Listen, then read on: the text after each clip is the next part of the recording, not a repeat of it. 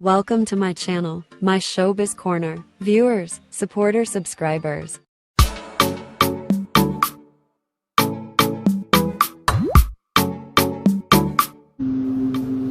The Zone. Episode 2, The Zone. Ang gwapo naman. Everyone has that one thing that makes them feel good about themselves. Like they're in control. Everything else could be going completely haywire. Ano ba yan, Stella? Ayos na yan. Na-inspire yan. Like the world is completely falling apart around you. Sobrang harsh ng... Saan napakita? Totoo. Kapal na mukha ng mga rep... Anong yan? Kapal na mukha nila. Ginadown nila itong mga to. Full of dreams sila. Visit yung mga ano... Ay, sorry sa words.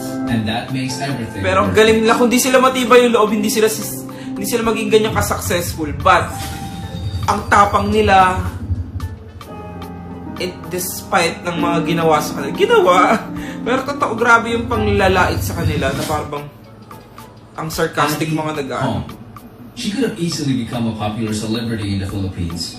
Back in Korea, she was a well-established theater actress, a vocal Yan na guest, magiging and mentor mo.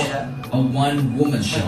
Paano pag kinonta ka ng She chose to SB19? use her experience Ay, tari to yun. nurture the boys to reach their highest Ako din. potential. Start na ako. Along Nasa with si Captain Andy. Robin, she Taba, was nakita also tuloy. one of the main reasons Behay why Bello. SB19 is where they are now.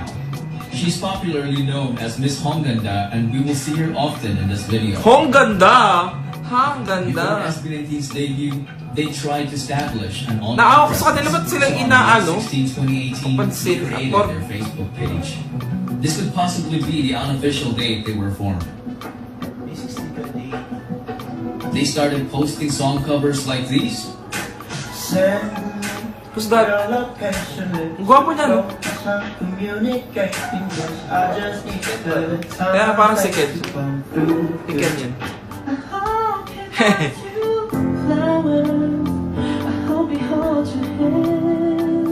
And dance covers like these.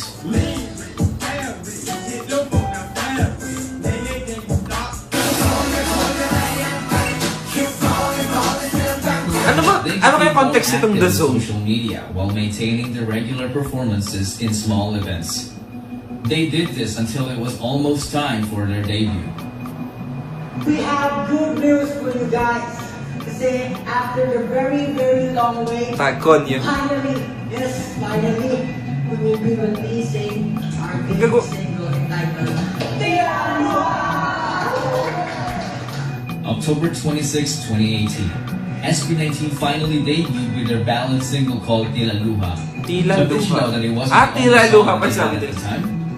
They also had Love Goes, but they chose to debut with Tira Luha to capture the hearts of the Filipino people because the lyrics are in Tagalog. They then started promoting their debut song in every way they could think of. November 17, 2018 marked SB19's first ever live stream to promote their debut single.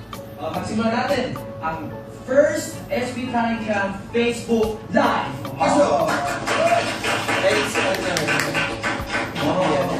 Si Tatang. What Tatang? Ang cute niya. Let's wait for 10 alam. Thank Despite you. the very few viewers, they went all out to entertain them. Ang cute niya. Iyak na naman ako. Ang saya nila. Yung debut nila. After ilang taon na pinaghirapan nila. Alam mo, dahil sa filter, hindi nakita yung luha. Pogi Sa wakas, dumating na rin ang oras na aking Love you, Pablo. Wala pa nga mabang naramang na machine gun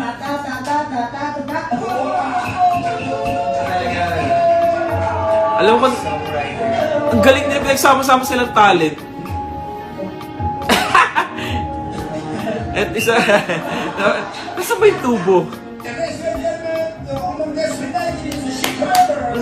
Tuwa ka dito, nasa pa kayo si Tatang?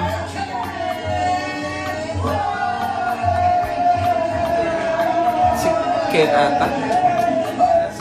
Yep, they did all that. Iyak na naman ako. Hindi nakita sa filter. You can still watch Ilan na the viewers? live to this day on their official Facebook page. They also performed in schools, malls, nursing homes, and even orphanages. But their debut only received a Payat nila, lukewarm grabe reception. yung The stream fans. count didn't move as fast as they Sejun had sila hoped. dati. Days turned into weeks, Sehun? and Ano daw? weeks turned into Sorry, months. But the grind continued. Ilan naging viewers lang ng Tila Luha? Naging flop? After the disappointing Debut nila. they started preparing for a comeback. Today, nandito kami sa recording studio. Iba pa yung pangalan nila, oh. Kami ng kanta namin. Ito mismo yung parang kwento ng SB19. Yung lyrics mismo ng song namin is about pangarap ng SB19. Parang simula yung lahat. Ito po talaga yung kantang gugulat sa saan. They Oh collaborated my God. with critically acclaimed Korean producer Oh Moon Lee, who's behind the success of TVXQ and Stray Kids. Pablo, with the help of the boys, wrote the song as they began to enter the Go Up era. What They is started that? practicing their Go Up dance Sa Go Up? routine, which was intricately choreographed by Stel and Ken. They were required to practice 30 times daily until they reached 1,000 reps. And boy, Wow. they did it. They were even challenged to perform the dance routine at double speed. Grabe.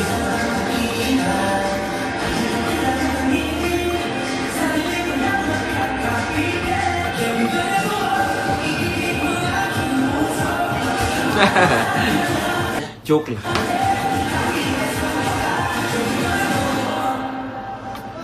Parang alam ko yung kantang yan. Even in fast forward. Now that they have reached the quota, it was time for them to show May comeback sila.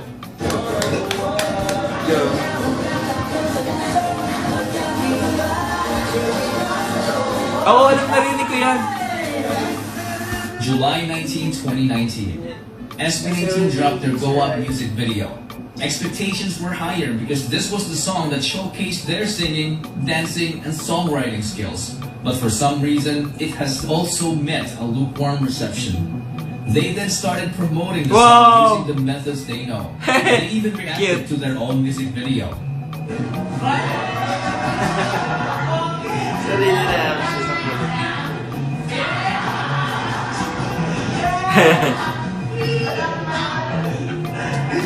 But none of their efforts made a significant impact. After that, you would think that it was the biggest setback